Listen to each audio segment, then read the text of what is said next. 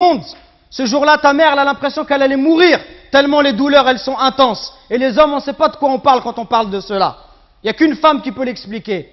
Quand ta mère, pendant 2 ans, elle t'a allaité, elle ne dormait pas la nuit. Pendant 2 ans, tu lui as perturbé son sommeil. Quand tes parents, à 4 heures du matin, ils sont levés pour aller travailler, pour t'acheter des vêtements.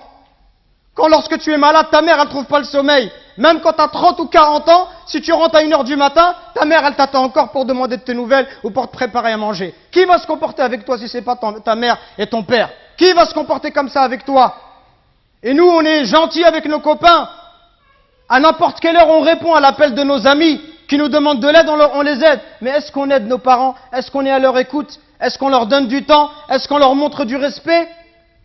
Les anciens, ils disaient, Zayd al-Abidin, le petit-fils de Ali ibn Abi Talib, il disait, on lui disait, toi, tu es quelqu'un de très bon avec tes parents, pourquoi tu manges jamais avec ta mère? Il dit, parce que j'ai peur, si ma mère, elle voit dans l'assiette quelque chose qu'elle a envie de prendre, et si je le prends avant elle, j'ai peur qu'Allah, il compte cela comme la désobéissance. Et il disait, rien d'étonnant à cela. Il disait, ceux qui ont vécu avant nous, ils considéraient comme un manque de respect envers les parents que d'habiter au premier étage et que de laisser habiter les parents au rez-de-chaussée. Regardez jusqu'où ça allait. Allahu Akbar.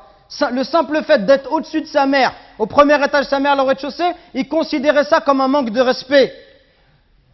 Et d'autres chez les Sahaba, ils disaient, quand il y avait un scorpion qui est rentré dans un trou, il a mis sa main et il s'est fait piquer. On lui dit, pourquoi tu mets ta main alors qu'il y a un scorpion? Il dit, parce que j'ai peur que ce scorpion il sorte et qu'il ne pique ma mère. Regardez le respect. Et regardez aujourd'hui l'attitude des enfants envers les parents. Regardez ne serait-ce que le regard, les yeux.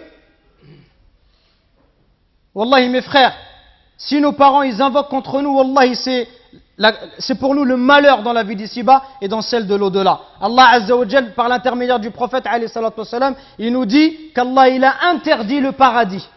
Interdit le paradis à celui qui désobéit à ses parents.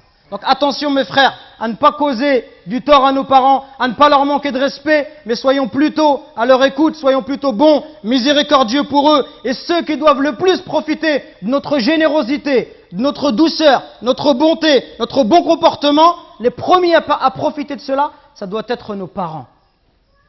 Parce que viendra un jour où ils vont partir, et le jour où ils vont partir, tu vas regretter. Et tu vas dire, ah, si je pouvais encore faire du khair à mon père, si je pouvais encore faire du khair à ma mère.